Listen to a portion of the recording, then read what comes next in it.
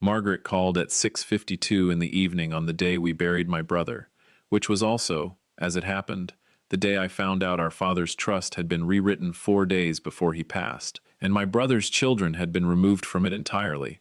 I was standing in my kitchen in Council Bluffs, Iowa, still wearing the tie I'd worn to the funeral home, when the phone lit up with her name. Margaret is my late wife's cousin, close enough in age and closeness that I'd always thought of her as a sister-in-law rather than the more distant relation she technically was. She'd been at the funeral. She'd hugged me at the graveside. And now, 6 hours later, she was calling with the particular urgency of a woman who believes she is delivering news that will devastate the person on the other end of the line.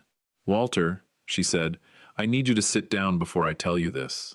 "I'm sitting," I said, which I was. "I spoke to Diane this afternoon. She's beside herself. Walter, your father changed the trust. 4 days before he died. Ray's kids, your own grandnephews, they get nothing.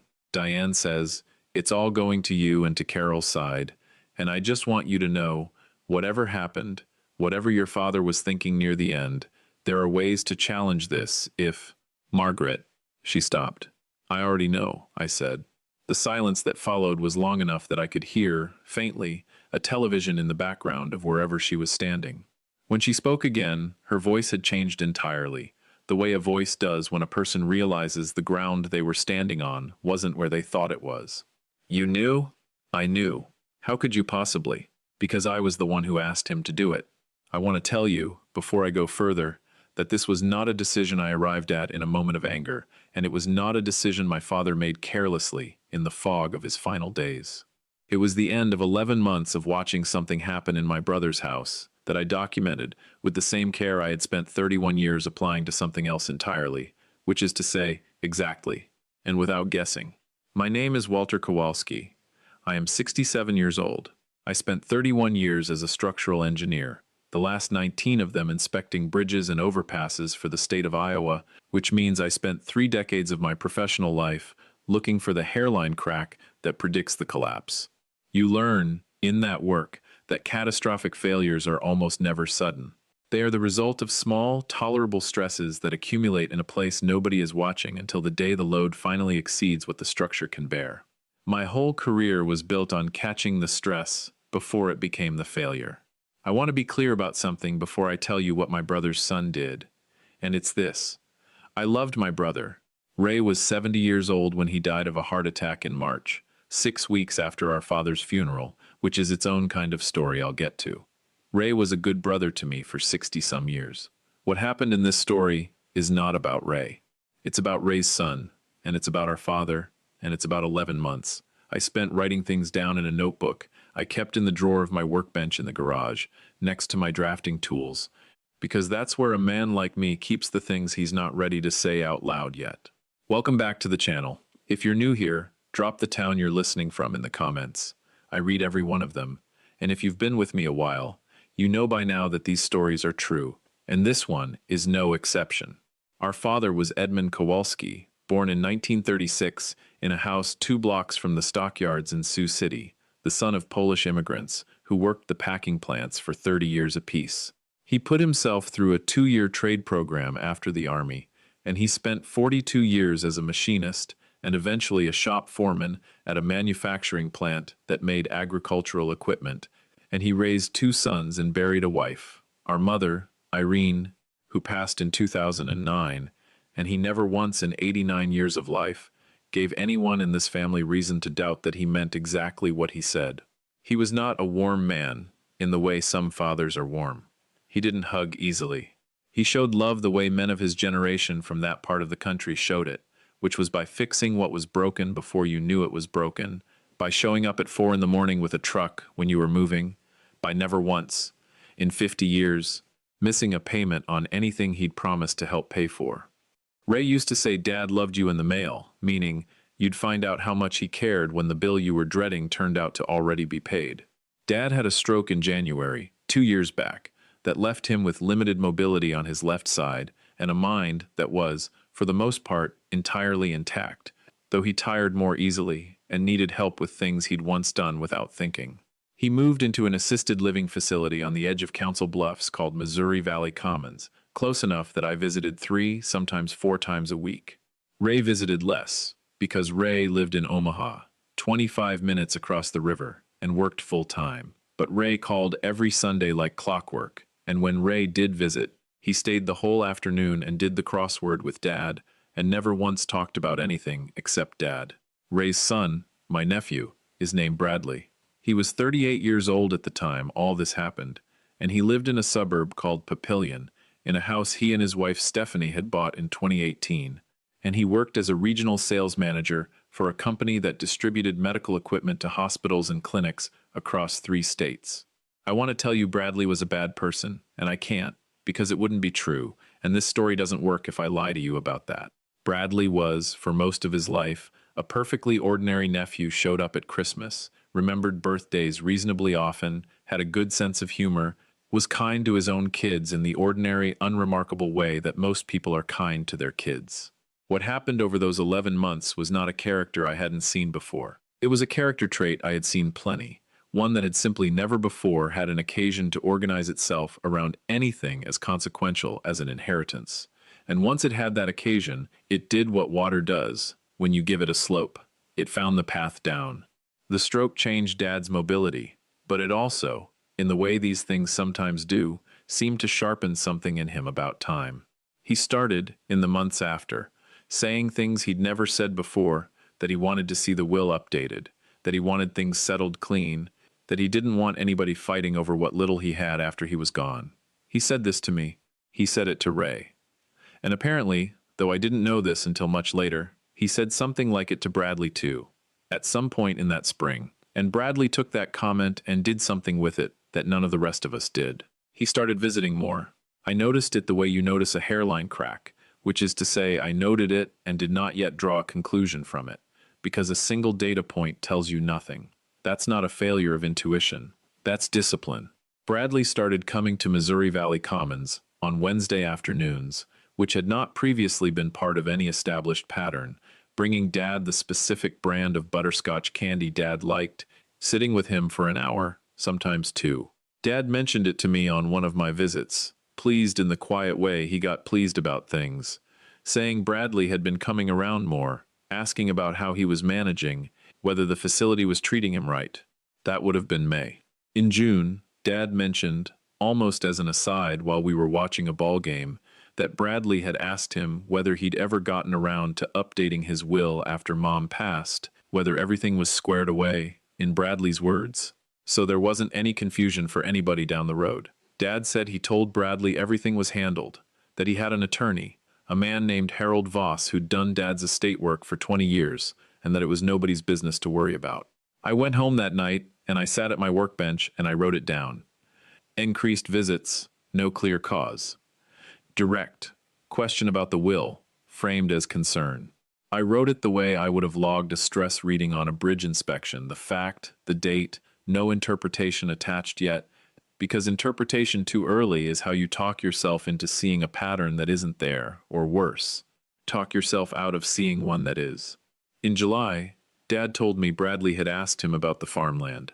Our father owned 80 acres of inherited farmland outside of Logan, Iowa, land that had been in the Kowalski name since our grandfather bought it in 1951, that Dad leased out to a neighboring farmer every year for corn and soybeans, and that had appreciated to something in the neighborhood of $600,000, which was, by a wide margin, the single largest asset Dad owned. Bradley asked him, gently, according to Dad, whether he'd thought about what he wanted to happen to the land, whether he wanted it sold or kept in the family, whether, and this was the part that made something in my chest go cold when Dad repeated it to me, whether Dad had thought about structuring it now rather than waiting. For tax reasons, Bradley had said, so nobody gets hurt by the timing later. Nobody gets hurt by the timing later. My nephew was 38 years old and worked in medical equipment sales, not estate law, not tax law, not anything remotely adjacent to trust structuring, and he was using language like that with an 89-year-old man who'd had a stroke 18 months earlier. I did not say any of this to Dad. I asked him instead, carefully, whether the conversation had bothered him, and Dad, who had spent 42 years reading the moods of men on a factory floor and knew exactly what was and wasn't being said in any conversation, looked at me for a long moment and said, "Walter, I'm not stupid. I know what that boy is doing." That was the first time either of us said it out loud. I said, "What do you want to do about it?" He said, "I want you to keep an eye on it, and I want to think." I kept an eye on it. Through the rest of that summer, the pattern held and sharpened. Bradley's visits stayed at their new, elevated frequency, and every visit, according to Dad, circled eventually back towards some version of the same territory. Had Dad talked to Harold Voss lately? Was the will current? Did Dad know that assets held in certain configurations avoided probate more efficiently? Had Dad ever considered adding a name to the deed on the farmland, just to simplify things, for whoever ended up handling it? In September, I found something that moved what I was watching from suspicion into documentation. Dad kept a checking account at First Interstate that he used for small day-to-day expenses at the facility, and because I had power of attorney for his medical decisions and helped him manage his bills, I had view access to that account. I was not looking for anything when I logged in that week. I was reconciling his monthly statement the way I did every month, out of the same habit that had me checking bridge tension cables, even on the ones that had passed inspection the year before. There was a withdrawal I didn't recognize. Not large, $400, but unusual, because Dad rarely withdrew cash and never in that specific amount. I asked him about it on my next visit. He didn't remember making it. He was clear-headed that day, entirely himself, and he genuinely did not remember authorizing a $400 cash withdrawal. I called the bank. It had been authorized in person, at the branch closest to Missouri Valley Commons, on a Wednesday, a Bradley day. I asked the branch, as the person with documented financial power of attorney, whether they had a record of who had accompanied Dad that day, and after some back and forth about privacy policy that I won't bore you with, I confirmed through the teller's notes, which the bank was required to keep, that Dad had come in with his grandson. I sat with that for a week before I did anything else, and I want to explain why, because a week might sound like inaction, and it wasn't. 31 years of engineering work teaches you this. You verify before you act, because a single alarming data point almost always has an innocent explanation sitting right next to the sinister one. And if you skip the verification step, you'll spend your credibility on the wrong conclusion. So I checked whether Dad might have simply wanted cash for a gift, for the facility's craft fair, for anything ordinary. I asked the staff whether Bradley had made other unaccompanied trips with Dad off the property. He had twice more that I could confirm, both times to the bank, both times on Wednesdays. The finding held. My nephew had taken my 89-year-old father, alone, to a bank 3 separate times over 2 months, and none of us, not me, not Ray, had known anything about it. What Bradley did with whatever he learned or arranged on those trips, I still don't know the full extent of, and I want to be honest with you about that, because this isn't a story where I hand you a tidy folder of proof of theft. Nothing was ever taken that we could point to and call stolen. What I can tell you is what Harold Voss told my father when Dad finally called him in October and asked him to come to Missouri Valley Commons and bring the current will and every account statement he had on file. Harold discovered, going through the paperwork with Dad, that someone had submitted a request to First Interstate to add a secondary name to Dad's checking account, a request that required an in-person signature and had been initiated, then not completed, the previous month. Harold discovered that a call had come into his own office in August from someone identifying himself as helping coordinate Edmund's affairs, asking general questions about how the trust was structured, which Harold's assistant had, per office policy, declined to answer without Dad present, and had simply logged and forgotten until Harold went looking. None of it, on its own, was a crime. All of it, together, sitting on Harold's desk in front of my father in October, was a pattern with a shape, and the shape was unmistakable. Dad asked Harold to sit with him and listen. He told him about the visits, the questions, the bank trips, and the $400 he still couldn't account for. Harold listened the way a good attorney listens, without interrupting, and when Dad finished, he asked him one question. He said, "Edmund, I'm not going to tell you what to do. I want to know what you actually want, not what you think you're supposed to want." Dad said, "I want what your mother and I built to go where we said it would go, not where Bradley's been walking it." Harold said, "Then let's talk about your options. I was not in the room for that conversation, but Dad called me that evening and asked me to come by the next morning, and when I got there, he was sitting in the chair by the window of his room, the one that looked out over the little courtyard garden the facility kept, and he said, "Walter, I want to change the trust, and I want to know you're with me before I do it, because your brother is going to have opinions, and I'm not going to have the strength to hold this alone." I said, "Dad, I'm the one asking you to do it."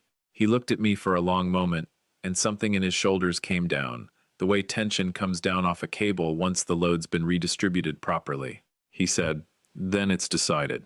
4 days later, Harold came back with the revised documents and a notary from his office, and my father signed a trust amendment removing Bradley and, by extension, of how trusts of that structure work, Bradley's branch of the family from any distribution, while leaving Ray and myself and our children exactly as we'd always been. He was of entirely sound mind. Harold had, at Dad's own insistence, brought in an independent physician that same week to document Dad's cognitive capacity in writing, dated, and signed, specifically so that no one could later claim what Bradley would, in fact, go on to claim. 4 days after that, on a Thursday morning, my father died in his sleep at Missouri Valley Commons. Not from the stroke, not from anything sudden. His heart simply stopped sometime in the night, the way it does for a man of 89 who has been tired for a long while. I got the call at 6 a.m. Ray got the call 10 minutes after me. We buried him the following Tuesday. Bradley was at the funeral, and I want to tell you, he did not behave like a man who knew what was coming, and that's the part that still sits strangely with me even now. He gave a reading. He stood at the graveside, with his hand on his father's shoulder, and cried real tears. And afterward, at the house, he came and found me specifically, and told me he wanted to be there for the family through all of this, that we'd get through it together, and I stood there and thought about the $400 and the bank trips and the phone call to Harold's office, and I said, "I appreciate that, Bradley," and that was all I said. He called Harold's office 2 days after the funeral. Harold called me an hour later to tell me the conversation had gone, in Harold's words, as expected. Bradley called me that same afternoon. He didn't use the voice he'd used at the graveside. He said, "Uncle Walter, what happened to the trust?"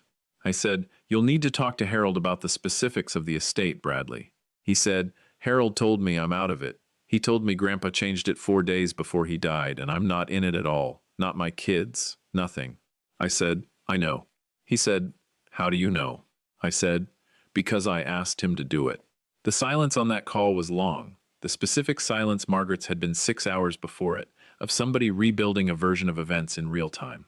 He said, finally, "You asked him. You asked Grandpa to cut me and my kids out 4 days before he died?" I said, "I sat with your grandfather while he made that decision with full knowledge of his own situation, with an independent doctor confirming he understood exactly what he was signing, and with Harold Voss overseeing every part of it. The decision was his.